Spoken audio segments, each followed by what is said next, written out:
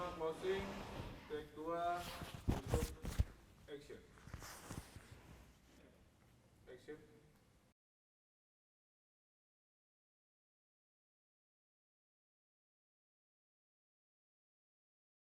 Lalu kita bagaimana?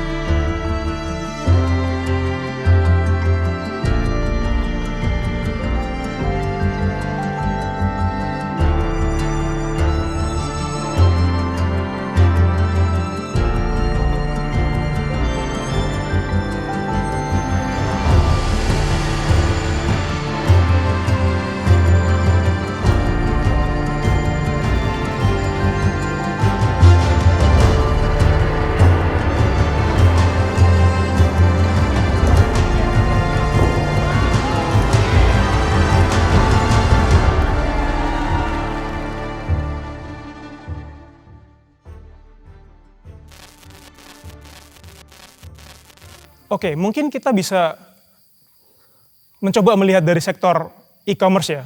Karena belanja online kita juga sangat tinggi gitu. Tingkat konsumsi di Indonesia juga selalu naik gitu, konsumerisme kita tuh. Jadi sebenarnya e-commerce ini menyerap banyak tenaga kerja nggak sih Mas gitu? Asumsinya tadi kalau belanja naik, barang-barang akan lebih banyak diproduksi. Jadi barang-barang yang lebih banyak diproduksi artinya ada lapangan kerja. Gitu. Asumsinya seperti itu, tapi aku nggak tahu. Ya, kalau mengutip Pak Presiden sendiri, bahkan Pak Jokowi sendiri yang mengatakan 90% barangnya impor. Kita hanya jadi konsumen. Dan 90% hati-hati, barangnya barang impor. Lebih bahaya lagi, bukan produk kita sendiri. Kalau produk kita sendiri kita taruh di e-commerce,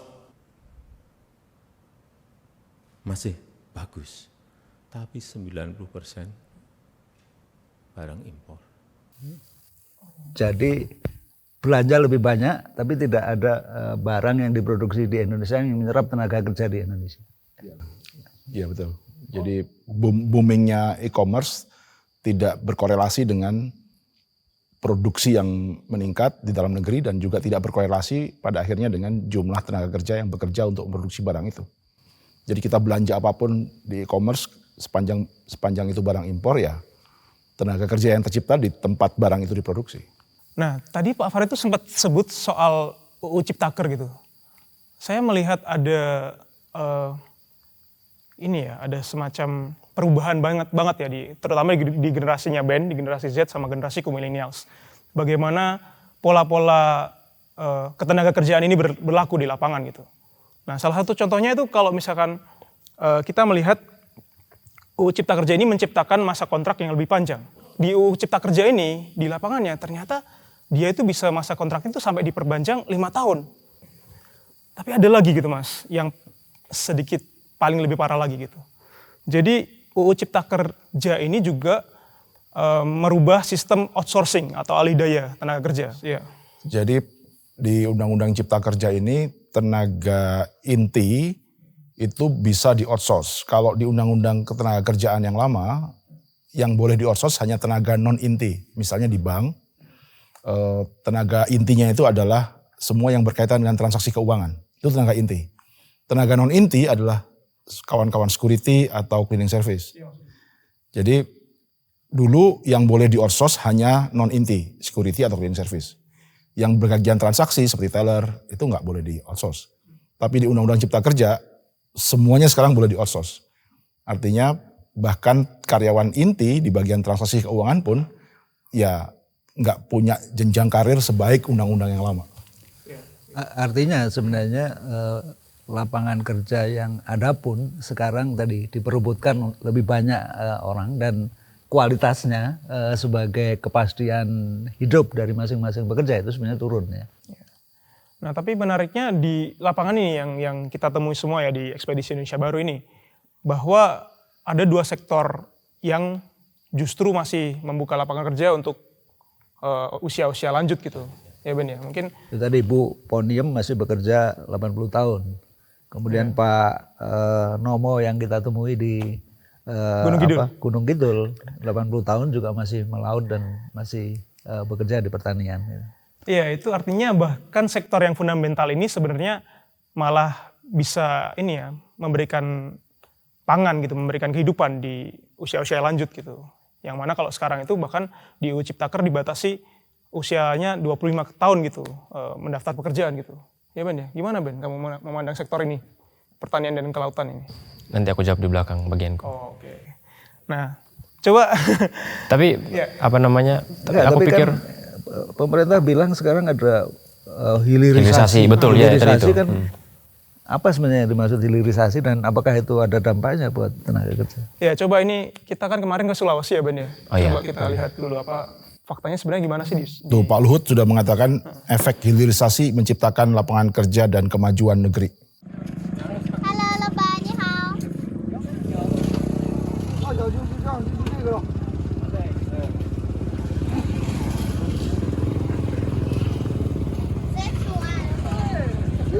好不好？有这个，有白上面的ini，这个好不好？哎，这个明天修嘛，好啦。明天好了，明天好了对，好。 ，OK，好了。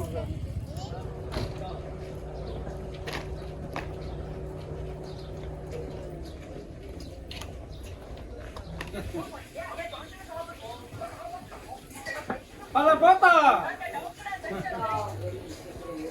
耶，你得拿的好的茶叶。啊？采下吧。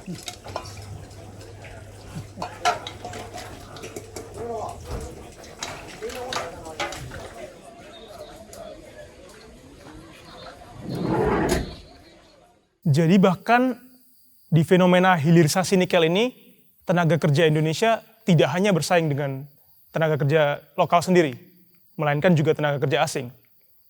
Tapi di sini tidak terlalu serta-merta soal urusan etnis gitu. Tenaga kerja kita juga banyak yang dikirim ke luar negeri gitu. Nah, bahkan tadi ada anak kecil yang bernama Hijratul Jannah dipaksa atau harus belajar berbahasa Mandarin. Itu artinya berarti hilirisasi nikel ini juga banyak mendatangkan tenaga kerja asing. Iya, tapi dari semua cerita tadi soal soal pertanian dan kerusakan dan segala macam, mungkin saya bisa kasih gambaran sedikit ya dari perjalanan ini. Ya, saya banyak bertemu anak muda dan kira-kira apa yang mereka pikirkan soal Indonesia sama dengan apa yang pikirkan. Yang pertama itu kami mau kembali ke pertanian, tapi udah nggak bisa karena kami sudah dipaksa buat sekolah dan mau kembali ke pertanian itu sulit, nggak punya skill di bidang itu. Lalu tadi yang seperti kalian bilang, mau turun di industri, bekerja di industri pun sudah digantikan sama mesin, tak kalah sama teknologi dan segala macam. Terus ditambah lagi diperkuat dengan undang-undang Cipta Kerja tadi itu makin memperumit kondisi generasi saya sekarang. Lalu tadi kami harus bersaing dengan tenaga kerja asing. Ya. Ini cuma ada satu solusi sebenarnya sih buat anak muda sekarang ini. Saya tidak tahu apakah ini disebut solusi atau solusi kecil ya mungkin ya. Salah satunya pekerjaan yang bisa kami dapat sekarang mungkin jadi wira swasta atau freelance sih mungkin solusi kecilnya. Oke, kita sekarang gini. Tapi itu kamu harus belajar lebih banyak, harus kuliah lebih tinggi. Ini agak repot ini. Yang menarik ini generasi mereka ini sering dipuja-puja lah, bonus demografi, dikit-dikit demi Gen Z, dikit-dikit milenial. Milenial ya. Tapi sebenarnya mereka ini kapes Makin banget. rentan. Mereka kayak dipuji-puji doang gitu. Ada program misalnya Gen Z memilih atau apa, dikit-dikit Gen Z, dikit-dikit Gen Z. Kayaknya dinabobokkan seolah-olah warga negara kelas 1, padahal ternyata Paling rentan. Pak Farid tadi bilang kan harus belajar kan ya? Iya. Masalahnya ini nih. Belajar kita pun, ya itu kan program kita kan, pemerintah kita punya program 12 tahun wajib belajar ya. Kita disuruh sekolah sampai SMA. Tapi data menunjukkan bahwa pengangguran terbesar itu justru ada di SMA. Paling rendah di SD sama di perguruan tinggi. Jadi kalau nggak mau jadi pengangguran, minimal kuliah. Atau nggak sampai SMA sama sekali gitu. Jadi agak sedikit runyam memang ini keadaan sekarang itu. Kenapa teman-teman saya atau sebaya saya tidak melanjutkan ke perguruan tinggi? Mahal sekali biaya sekolah di Indonesia ini. Ini data menunjukkan bahwa ini ada satu berita, Indonesia masuk negara paling mahal di dunia. Hong Kong menempati urutan yang pertama. Paling mahal dalam hal apa itu? Dalam hal untuk sekolah dari SD sampai sarjana. Kalau misalkan Hong Kong sekarang urutan pertama 1,8 miliar sampai lulus sarjana. Indonesia urutan kedua 276 juta. Kita masih kalah sama Prancis yang hanya sampai 250 juta. Kita lebih mahal dari Prancis berarti. Lebih mahal dari Prancis, betul.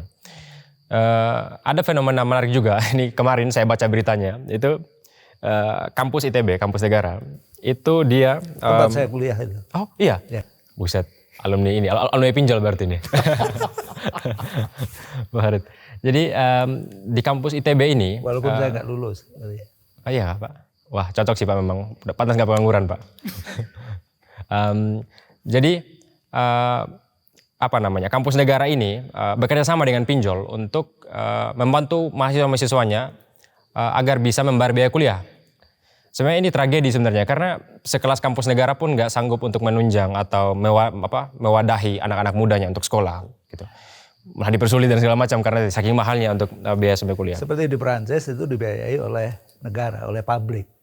Kenapa mereka menjadi lebih murah untuk kuliah? Seandainya kita negara kayak Prancis kayak enak banget Pak. Kita bisa dulu waktu di ITB berapa? Coba Mas Farid. SPP satu semester Rp30.000. Tahun?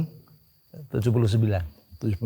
Artinya anak ITB sekarang tidak mampu, kalau diproyeksikan ya, tidak mampu membayar sejumlah itu dan harus mengambil pinjaman online. Ya sebenarnya seperti di Amerika. Amerika itu juga ada student loan ya. Student loan ya. Dan banyak mahasiswa terjerat oleh utang pinjaman. ya. Bahkan sampai umur 40 mereka masih harus melunasi pinjamannya. Dan ini implikasinya juga panjang karena ketika mereka merasa punya hutang, mereka tidak punya banyak pilihan biasanya dalam memilih pekerjaan. Bahkan dalam sebuah pekerjaan pun kadang-kadang mereka juga nggak bisa terlalu independen, nggak bisa terlalu kritis karena takut kehilangan pekerjaan karena harus membayar terus cicilan utang mahasiswa sampai umur 40. Jadi ini juga ada implikasinya pada demokrasi.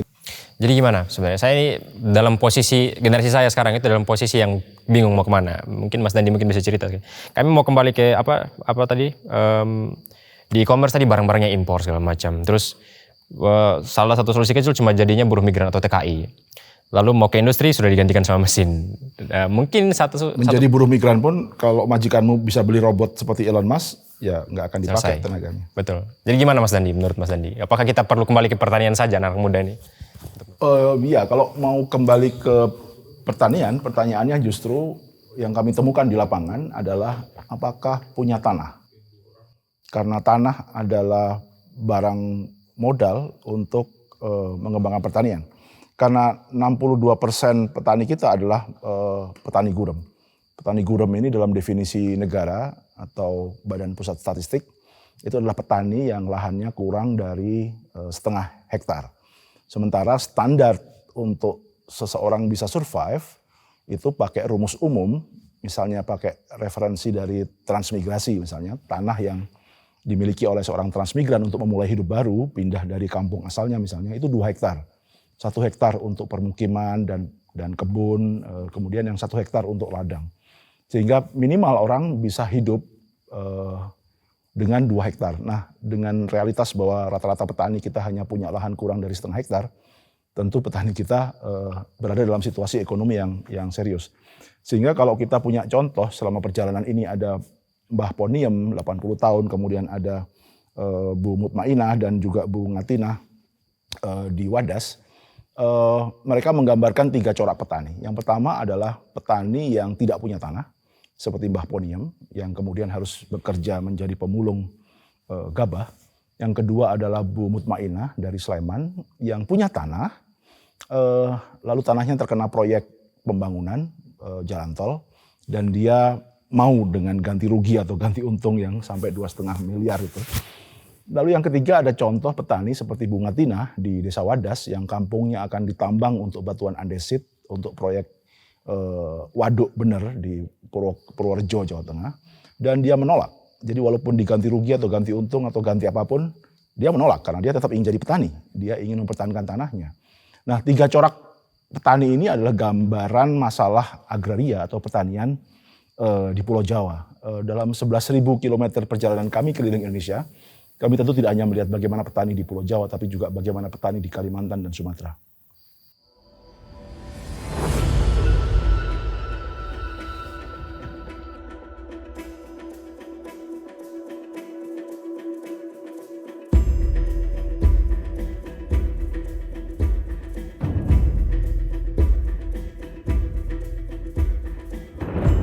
Saya pertama ditangkap, ditodong pakai senjata.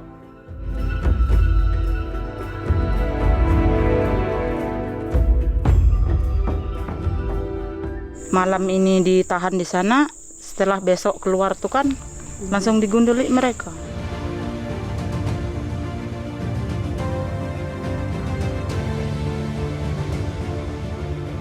Pasti mati kalau ada orang duduk di sini kemarin. Anak saya selalu cari ayahnya.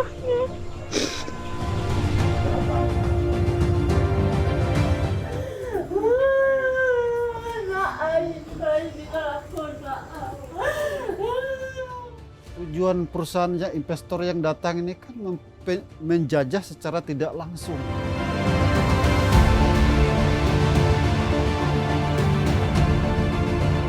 Pas kita datang tuh mereka dengan harapan yang besar sekali, pengen didengar.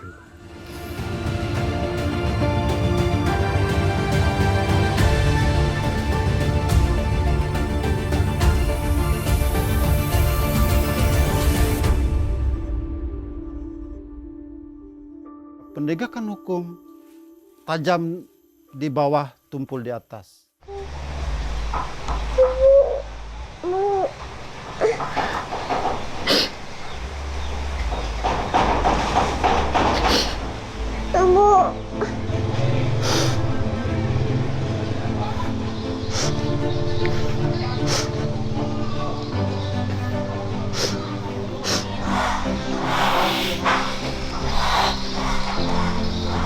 Karena saya lagi hamil.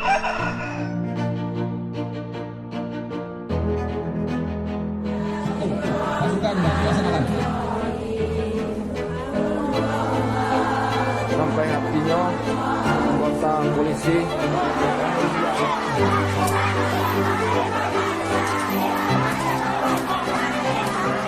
Aku berontak kayak gitu, ngomong kayak gitu, langsung aku dieret sama orang 3.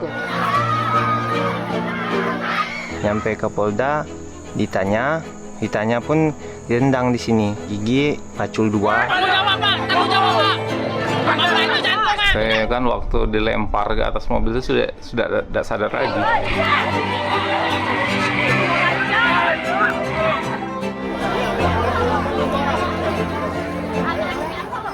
Ibaratnya itu zaman Israel kami ini masih sensaro lagi dibikinnya.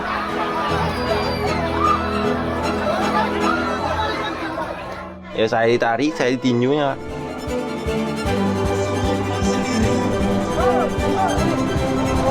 Hidup mahasiswa! Hidup rakyat Indonesia!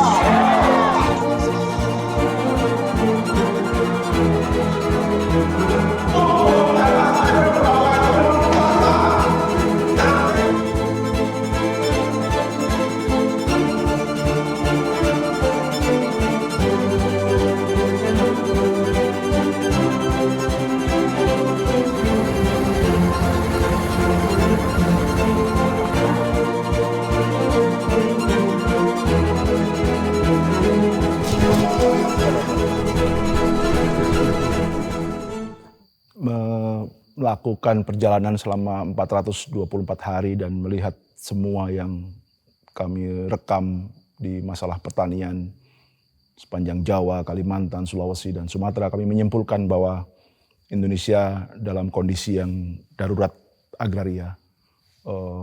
Kasus-kasus konflik lahan luar biasa kami temui di mana-mana, dan faktanya adalah sebagian besar lahan yang dikuasai oleh negara yang seharusnya dipergunakan sebesar-besarnya untuk kemakmuran rakyat, faktanya adalah 98% lahan yang dikuasai negara justru diserahkan kepada swasta dalam bentuk hak guna usaha dan macam-macam. Yang dikelola rakyat dari 53 juta hektar lahan yang dikuasai oleh negara, yang dikelola rakyat hanya 2,7 juta hektar dan tadi 98%-nya diserahkan kepada swasta. Ini mengingatkan kita semua tentu dengan hukum agraria di masa pemerintah Hindia Belanda 1870 setelah tanam paksa ya. Tanam paksa adalah sebuah peristiwa agraria yang luar biasa, eksploitasi yang sering kita dengar sebagai jantung dari kolonialisme adalah cerita tanam paksa antara 1830 setelah Perang Diponegoro hingga 1840 di masa Gubernur Jenderal Van den Bosch gitu ya. Lalu ketika ada kritik serius pada eksploitasi ini, pemerintah Hindia Belanda mulai melunak dan kemudian memberlakukan hukum agraria, Agrariswet tahun 1870 di masa pemerintahan di masa Gubernur daerah jajahan Engelbertus de Waal, di mana perusahaan-perusahaan multinasional perkebunan bisa menguasai hak guna usaha tanah hingga 75 tahun mengontrak kepada pemerintah Hindia Belanda. Lalu kita 78 tahun setelah merdeka, kita justru mendapati sebuah paradoks. Bagaimana hukum agraria kita justru memungkinkan swasta atau negara memberikan pengelolaan kepada swasta, HGU, hak guna usaha, hingga 190 tahun di Undang-Undang Ibu Kota Negara atau Undang-Undang IKN.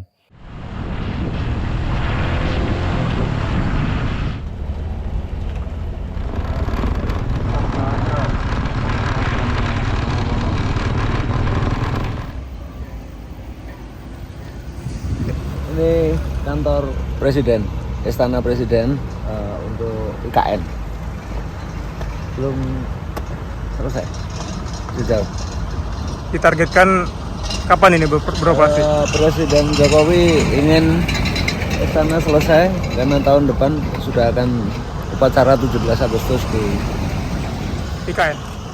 Jadi 75 tahun di masa pemerintahan Hindia Belanda dan justru 190 tahun diberikan oleh pemerintahan Jokowi kepada swasta untuk mengelola tanah hingga 190 tahun.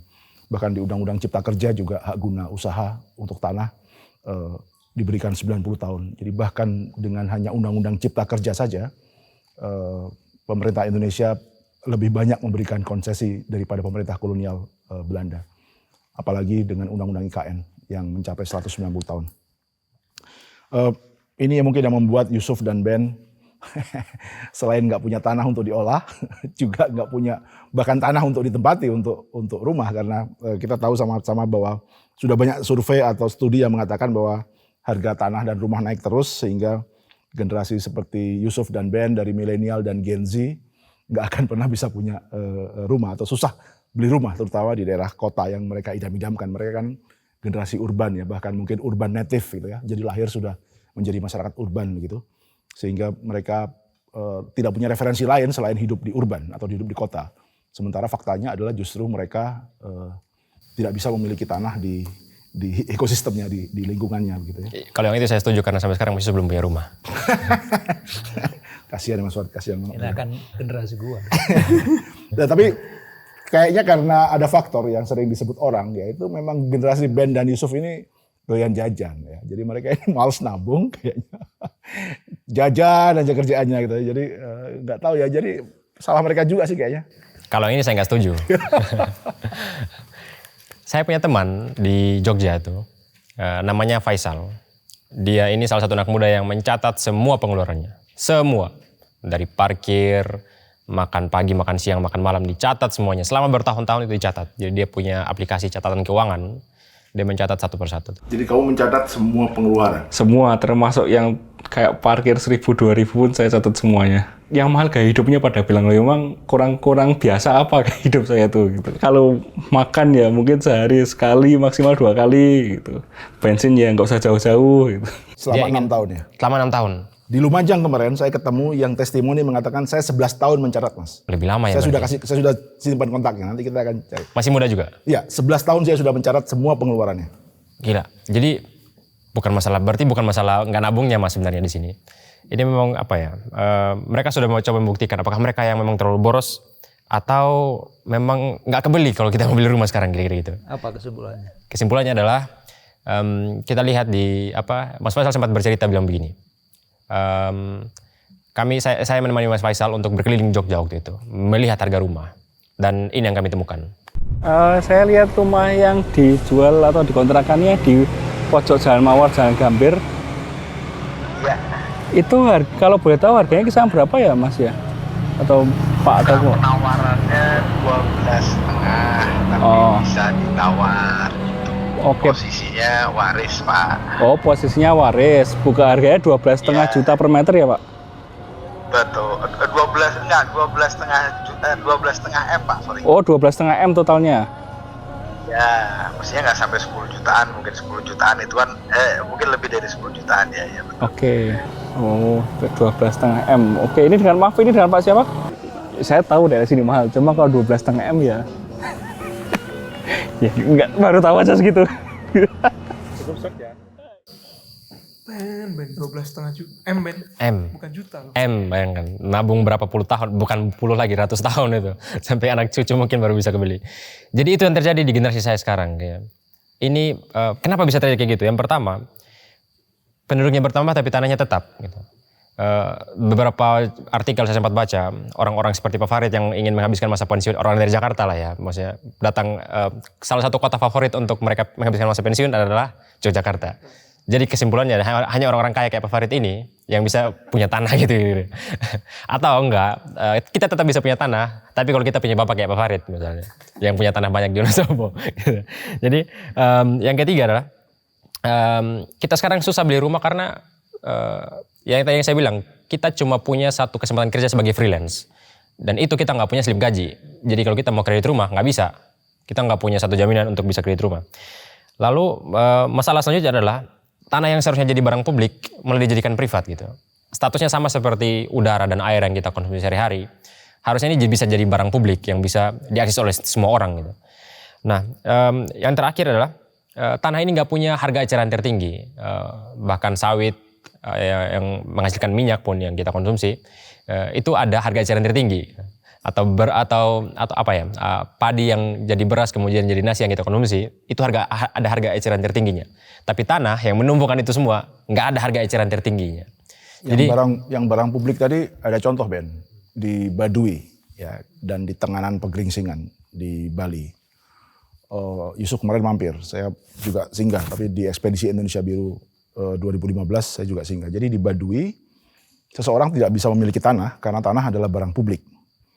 Orang boleh menggunakan tanah itu, tapi setelah dia meninggal, tanahnya tidak diwariskan kepada anaknya, tapi dikembalikan kepada adat, lalu adat akan mendistribusikan lagi ke orang lain. Jadi, apakah anak tidak bisa menikmati hasil jerih payah orang tua? Bisa, tapi dalam bentuk tanaman yang diusahakan di atas tanah itu. Jadi kalau tanah itu tumbuh pohon durian, 40 pohon misalnya, maka ya anaknya bisa mewarisi 40 pohon durian. Tapi tidak bisa mewarisi tanahnya. Tanahnya adalah milik publik. Akan diserahkan kepada orang berikutnya yang membutuhkan. Jangan-jangan orang yang membutuhkan anaknya lebih banyak daripada anak yang tadi akan mewarisi. Sehingga dilihat siapa yang paling membutuhkan. Dan dengan demikian tanah ini nggak bisa diperjualbelikan. Di Tenganan Pegeringsingan juga sama. Jumlah tanahnya selalu sama karena tidak boleh dimiliki pribadi. Pernah ada kasus misalnya satu orang, satu keluarga menjaminkan kepada bank dan ketahuan dia langsung mendapat sanksi adat. Jadi sedemikian protektif mereka melihat tanah sebagai barang publik. Artinya kearifan sebagai tanah sebagai barang publik ada di Indonesia. Dan ini bukan soal komunisme, bukan soal sosialisme. Setelah kemerdekaan sebenarnya Bung Hatta juga mengusulkan yang sama. Jadi tanah jangan dimiliki oleh privat dan kemudian bisa diperjualbelikan. Jadi sebenarnya pemikiran seperti ini bukan hal yang baru. Padahal Bung Hatta anti komunis. Iya, betul. Tapi dari semua masalah yang tadi kita sebutkan tadi itu bukan masalah yang paling buruk. Yang paling buruk ini.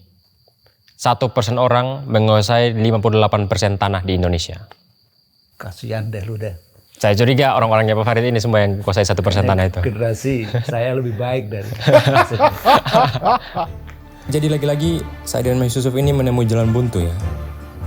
Mau ke e-commerce, tapi 90% barang kita impor. Paling jadi buruh migran, itu pun saya rasa itu cuma solusi kecil. Dan mau ke industri, sudah digantikan sama mesin dan harus bersaing dengan tenaga kerja asing. Mau ke pertanian, tidak ada lahan. Barangkali saya dan Mas Yusuf masih punya kesempatan kerja di kelautan.